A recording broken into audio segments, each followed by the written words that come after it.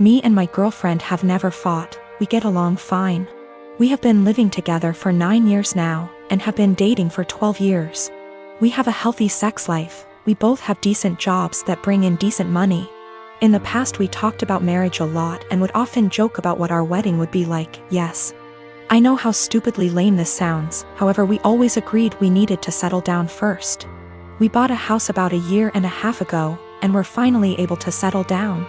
Our work schedules normalized, we were able to remove a huge waste of time from commuting.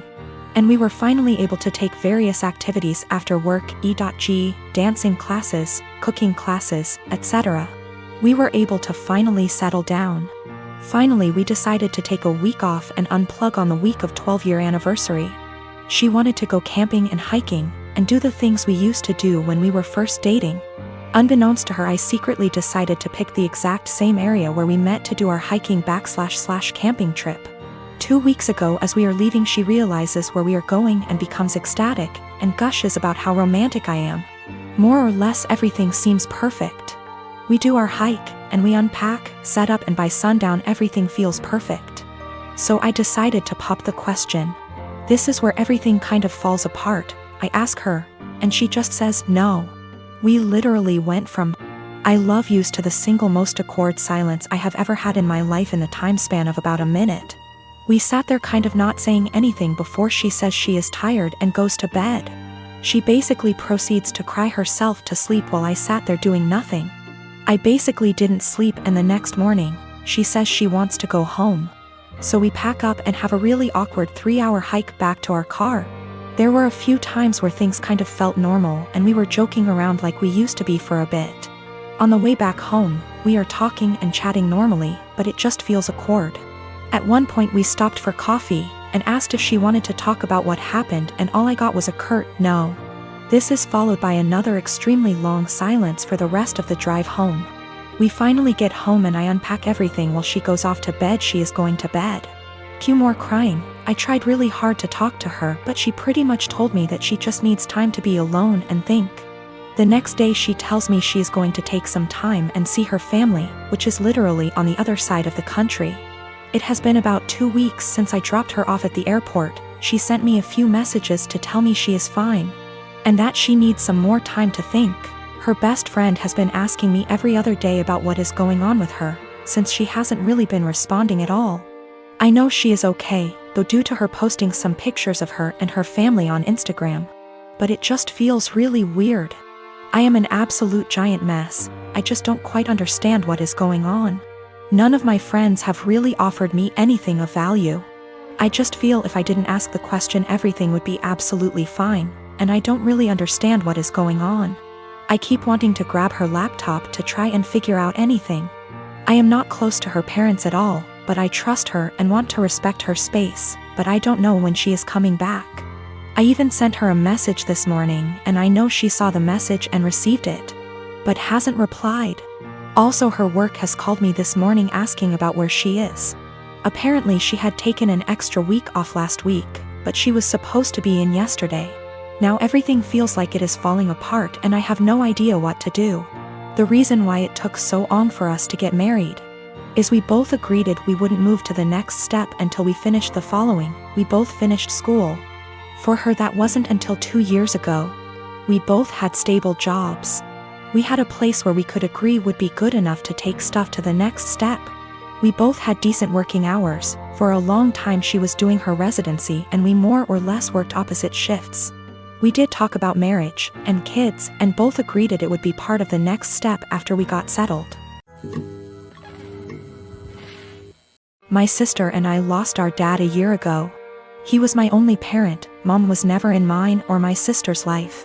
Dad left money, inheritance, for me and sister, and she used her inheritance to get new cars and renovate her house. I live with my aunt right now cause my brother-in-law didn't let me stay with my sister. I'm planning on using my inheritance money to pay for college tuition. I've always wanted to be doctor but haven't decided which branch yet. My sister and I haven't been close. It started after she got married to her chronically ill husband, who was allowed to make backhanded comments about dad and mock his illness, and make a scene at his funeral. Only because he's ill and shouldn't be held accountable for his behavior. I've distanced myself, but my sister kept visiting a lot lately, venting about my brother-in-law's condition. He's been in and out the hospital for heart problems and in need for a surgery. She brought up my inheritance money several times, but I end up cutting the conversation. She then straight up asked if I could help pay for her husband's surgery and she'd pay back in less than a year. I felt uneasy cause if I give her money from my inheritance, which is a large amount, then there's no guarantee she'll pay back before it's time to apply for college. I'm taking a year gap, but I know my sister can't pay back that much and I felt I was risking my future. I refused to help and she had a meltdown at my aunt's house, calling me heartless, cruel with no empathy. She said that her husband's health should be a priority and I needed to help because education is nothing compared to someone's health, and asked if I'd be happy to see her as a widow and my nephew with no father. My aunt suggested others pay, but most of them cut my sister and her husband off. I argued that her husband's poor health isn't my fault after she kept blaming and guilt-tripping me. She kept crying, and although my aunt decided to stay out of it, she said that I should be prepared for permanent damage in my relationship with my sister if I don't help her now. She's been sending texts and pictures of her family telling me this is what I was saying no to. A happy, healthy family with a healthy husband and father. I cried and felt like I was being selfish, not good aunt and sister.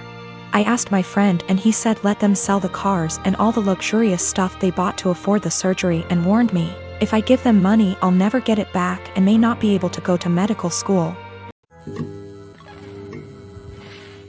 I got my son a 7K motorcycle for his 18th birthday this past June. My son is obsessed with automobile and loves motorcycles. In his room he has plenty of models and posters of motorcycles of all types. His bio dad passed away when he was just 12, now I'm married to my current husband and he has kids of his own. My husband has always been against my son's interest in motorcycles. He thinks I'm encouraging him to be reckless, distracting him from school and by extension his future, and spoiling him and blowing away money by spending 7K on a motorcycle. This caused some tension between him and my son, so I told him to stop complaining about it.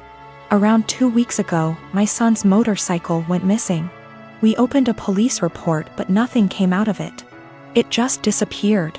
My husband had a smirk on his face the entire time, just walking around saying, "I told you so. You just wasted your money." This was unbearable to hear, to be quite honest. My mother-in-law visited few days ago. She was talking about the other house my husband owns and mentioned seeing a motorcycle. One that's similar to the one that we lost in my husband's carriage while she was cleaning it. She goes to clean that house weekly even though it's empty. My husband plans on giving it to his kids as inheritance. I was puzzled. I asked if she was certain, but she showed me a photo she took of it which confirmed that it was indeed my son's motorcycle. I immediately rushed to call my husband and confront him about it.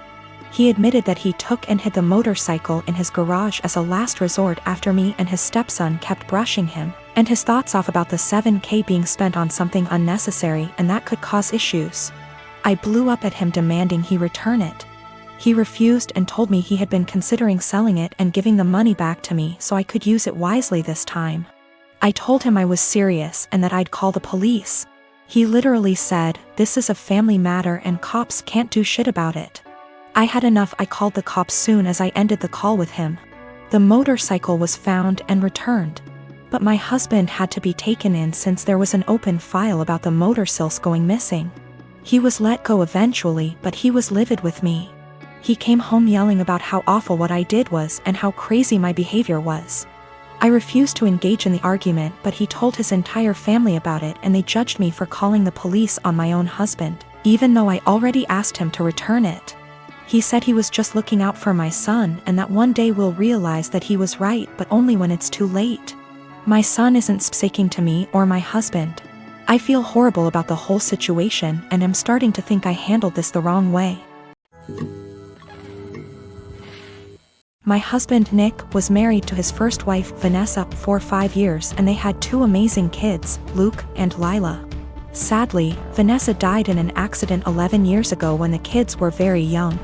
I started dating Nick 8 years ago and we started off very slowly for obvious reasons. Nick has always been a little more distant than anyone I'd ever been with. But he and the kids lost Vanessa so young that I understood it. After 3 years of dating, Nick asked me to marry him and I moved in. I've always had a really great relationship with Luke and Lila, and they were happy for me to marry their dad. I had wanted an actual wedding, nothing big. But Nick really didn't want one, so we got married at the courthouse with just Luke and Lila present. We had a really fast engagement, but it worked for all of us. I have loved being Luke and Lila's stepmom and officially adopted them after I found out I was pregnant with our son, Casey. The kids have been so great with Casey and help out so much. Nick was wonderful during the pregnancy and had always been a really loving dad and husband. But Nick has been pulling away a lot the last few months. He's been even more distant than usual and working late nights and going away with friends almost every weekend. I've tried talking to him, but he's been impatient with both me and the kids. I found out I was pregnant in June and am now 21 weeks pregnant with a girl. The kids are excited to have a little sister, but Nick just seems so indifferent to everything and everyone. He's been missing soccer games, Lila's birthday, doctor's appointments, etc. Casey is too young to notice, but Luke and Lila are so hurt by their dad's absence. These kids are so good and they lost their mom so young, and I'm infuriated that Nick is ignoring the kids like this. Last week, I finally sat Nick down and told him that he needs to stop disappearing and be more present in our lives. We're going to have another child soon, and before we know it, Luke and Lila will be grown up and going to college. After an hour of arguing, he screamed at me that he wished Vanessa was still alive and that I had switched places with her and died instead. He also threw in some awful comments that I need to stop pretending I'm Luke and Lila's real mom and that I'm only half the mom Vanessa was. The final straw was him saying that he never even wanted any kids with me, but did it so I'd keep busy and leave him alone. I'm so beyond hurt right now. I know I'm just his second choice. But I've always tried to honor Vanessa and tell Luke and Lila how lucky they were to have her as their mom. I love all of our kids more than anything, and I'm just so heartbroken. Nick barely pays attention to Casey now and doesn't even acknowledge the pregnancy. He somewhat apologized this weekend and took all 3 kids to lunch, but he won't even look me in the eye. He seems like he wants to talk, but he doesn't say anything, and I'm too upset to even be near him. I'm not sure where to go from here. Honestly, I can't even be around Nick right now, and if there weren't any kids involved, I'd leave and never look back. I'm not sure if he's cheating or the thought of a 4th child is stressing him out. But I'm devastated and not sure how or why I should save this marriage, besides doing it for the kids.